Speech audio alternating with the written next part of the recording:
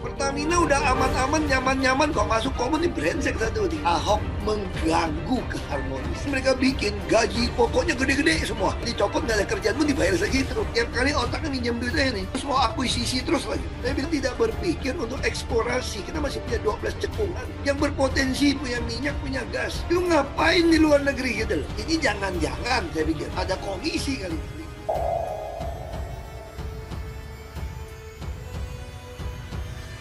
Pantas Ahok marah besar.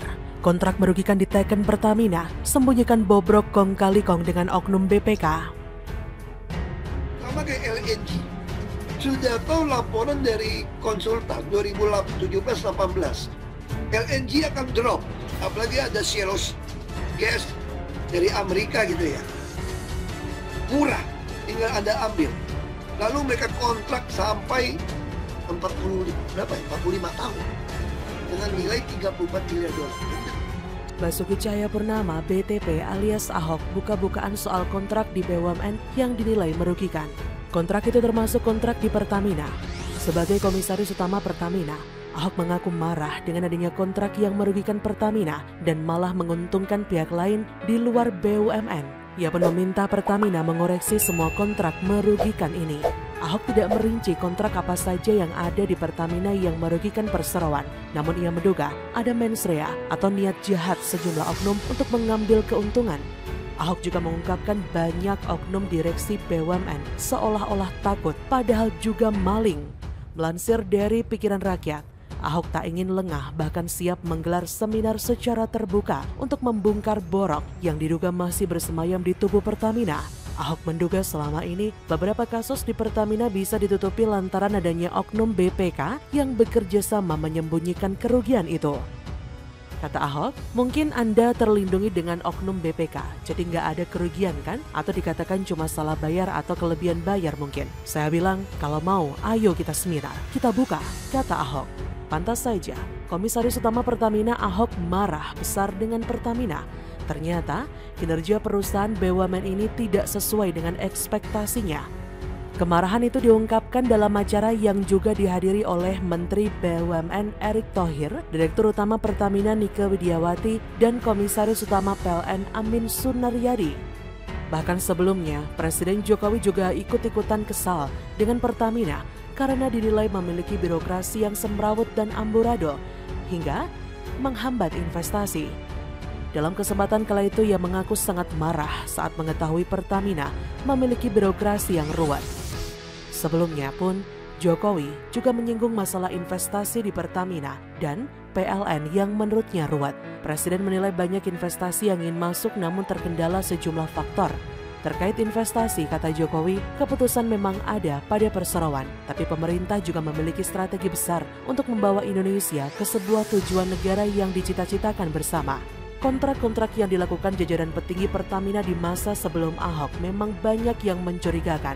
Bahkan sebelumnya, Ahok juga mengungkapkan salah satu kontrak yang jelas-jelas menggerogoti Pertamina dan Indonesia secara umum. Seperti contohnya, kontrak mencekik LNG asal Republik Mozambik yang ditandatangani 2019 silam. Ahok merasa adanya ketidakwajaran dalam kontrak tersebut. Ia mengatakan bahwa ada ketidakwajaran dalam pembelian kontrak jangka panjang liquid natural gas alias LNG, sehingga perlu ditinjau ulang soal kontrak yang usianya sangat panjang, yakni 20 tahun itu. Gila, ada bohir yang sebelum keluar mau nyerap uang selama 20 tahun. Pada saat itu Direktur Pemasaran Pertamina Basuki Trikoraputra mengatakan bahwa impor LNG dari Mozambik sangatlah mantap karena harganya paling bersaing. Wakil Presiden Eksekutif Anna Darko, yakni Mitch Ingram, mengatakan bahwa Indonesia akan menjadi pasar gas alam dengan pertumbuhan tercepat se-Asia. Ya tentu saja, penjual pasti akan membesar-besarkan pembeli yang membeli dalam partai besar. Wajar. Lantas, apa yang menjadi kecurigaan Ahok? Inilah yang mulai seru. Pertama, cadangan gas bumi Indonesia ada sekitar 100 triliun standar cubic feet alias triliun cubic feet TCF. Dari sini kita sudah mulai paham. Ada kejanggalan antara stok, supply, and demand.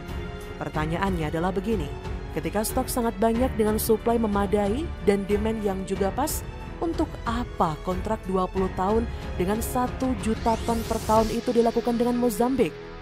Di saat Ahok membeberkan borok Pertamina itu, di saat yang sama ia diserang kadrun yang berduyun-duyun menghujatnya di media sosial soal kerumunan yang bahkan bukan Ahok yang menginisiasi dan cuma hadir sebagai undangan dan lengkap dengan prokes. Apalagi dijelaskan pula Pak Ahok cuma sebentar hadir dalam acara tersebut. Maka dari sini, gak heran kan kenapa Ahok diserang soal kerumunan? Tapi saya yakin Ahok itu berani. Ahok itu bukan tipe orang yang bisa ditekan. Semakin ia ditekan, ia akan semakin reaktif. Inilah yang menjadi harapan kita bersama soal Indonesia Maju. Sebentar lagi, kita juga bakal melihat dan saksikan pasti ada kadrun-kadrun yang heboh di medsos. Dan tentunya, para pengamat abal-abal yang sengaja dipesan Bohir untuk menyerang Ahok. Yang menyebut Ahok begini, Ahok begitu, ya karena zona nyaman mereka yang menggerogoti Indonesia diganggu sama si komut Pertamina yang super berani itu.